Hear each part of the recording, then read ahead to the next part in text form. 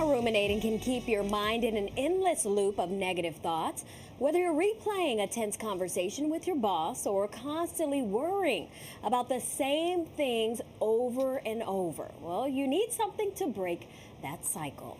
Thank you for staying with us. I'm Erin LeBeau. And I'm Tamsin Fidel. Ruminating is not a mental health condition, but it could be a symptom of a larger problem.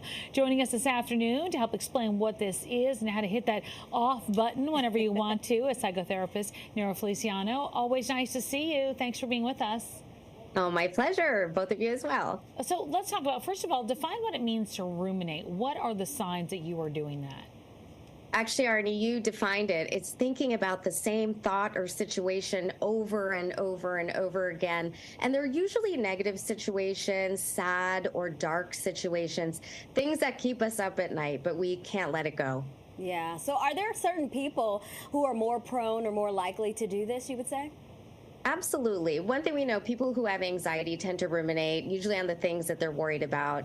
People who have a history of abuse or trauma, but also people who are people pleasers and perfectionists also have a high tendency to ruminate because they feel a deep need to make sure everybody else is okay and they want to come up with the right solution.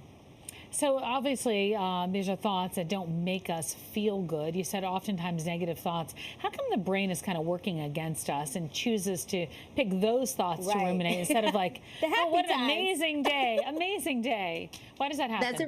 That's a really good question because there's probably equal amounts of those information in our lives, but it's what we focus on. There's something called the negativity bias, which means that our brain was wired through evolution to pay more attention to the negative.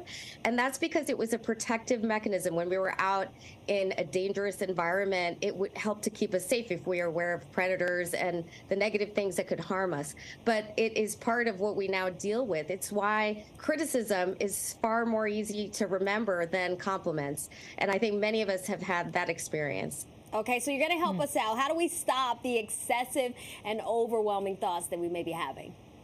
Well, one easy way to do it is distraction.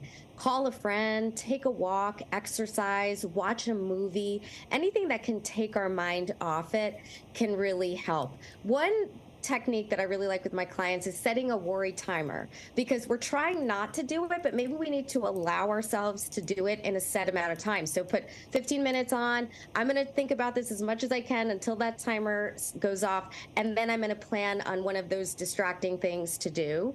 The other thing you can do, instead of just thinking about it, write down steps to say, this is what I'm going to do about it. What are the actions you can take to actually solve it?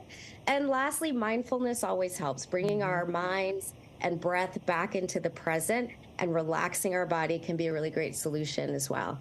What do you think the point is somebody should seek professional help for rumination? When it starts to interfere with our daily functioning in our life, if we can't sleep, if it's affecting our relationships, if we're having trouble going to work or school, that's when we need to bring in someone. And I would say the sooner the better once you start noticing those life changes. And you hear from a lot of people worry, sometimes affects their sleep more times than often. All right, so let's talk to the parents, though. How do they recognize these signs in their children, and what can they do? For kids, ruminating and anxiety often go together. Kids often think about the things they're worried about. They may be asking the same questions over and over again, and your answers are not good enough for them.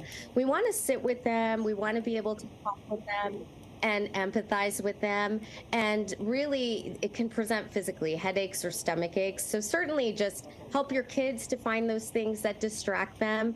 And again, if it gets in the way of them functioning as a child in their daily life, seek some help.